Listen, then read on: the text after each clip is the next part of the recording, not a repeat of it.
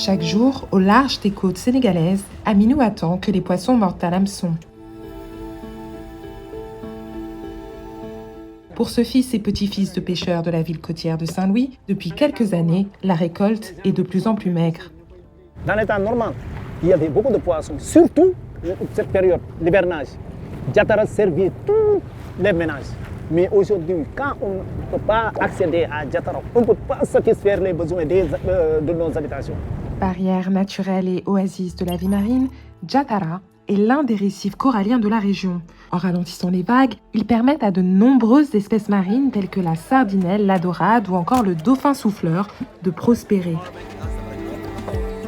Une zone idéale pour les pêcheurs, jusqu'en 2017, quand la compagnie pétrolière British Petroleum, BP, décide d'installer une plateforme de gaz naturel offshore, Grande Tortue à Meyim, plus communément appelée GTA, sur ce récif.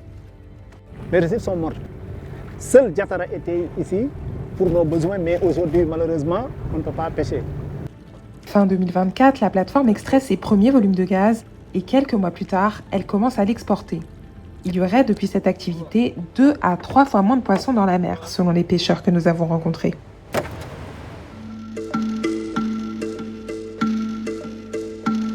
Quelques heures plus tard, Aminou retrouve ses confrères sur la plage de Ndar, une vingtaine de pêcheurs en colère contre le géant pétrolier.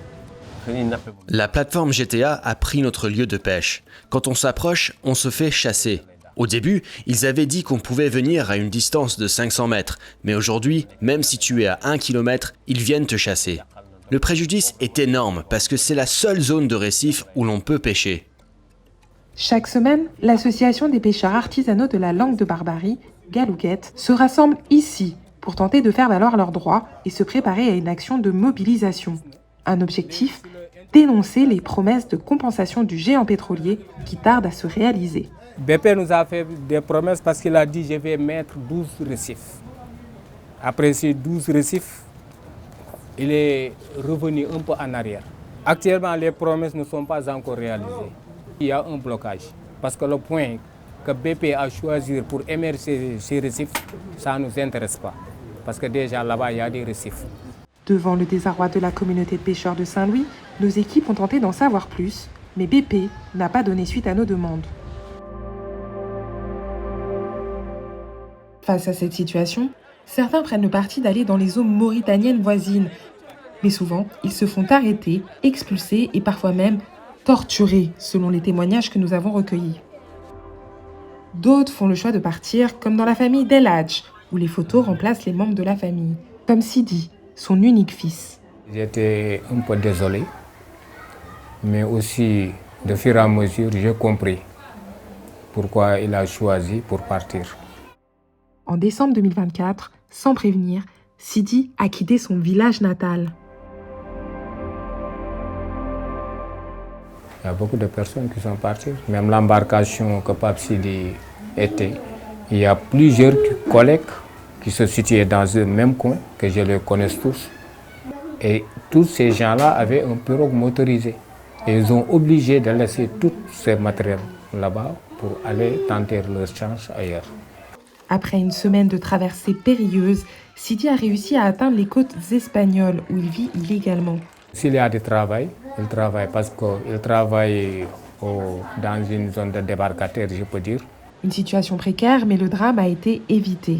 Selon l'ONG espagnole Caminando Fronteras, entre 2018 et 2022, 7865 personnes originaires de 31 pays différents auraient trouvé la mort en tentant de rejoindre les côtes espagnoles des îles Canaries à bord de pirogues et de canots pneumatiques.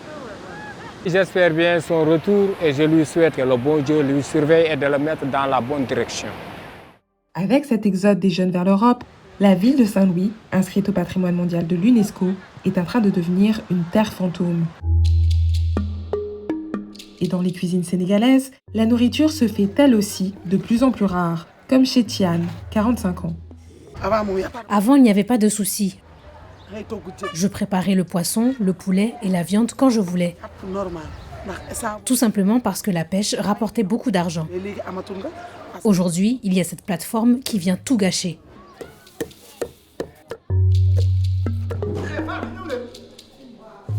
Au menu ce soir, du poulet. en petite quantité. Malgré la bonne humeur ambiante, Aminou est inquiet pour le futur de ses enfants. Je veux que mon fils ne va pas à la mer. Aujourd'hui, c'est dur, les bénéfices sont réduits et le travail est plus dur qu'avant. Seul mon fils cadet est au jardin, garderie d'enfants. Mais les autres ont arrêté leurs études parce que les paiements sont chers et aujourd'hui, la mer ne nous donne rien. Depuis l'arrivée du projet GTA, nous n'avons rien à manger normalement. Même les 3 repas, on ne peut pas les assurer.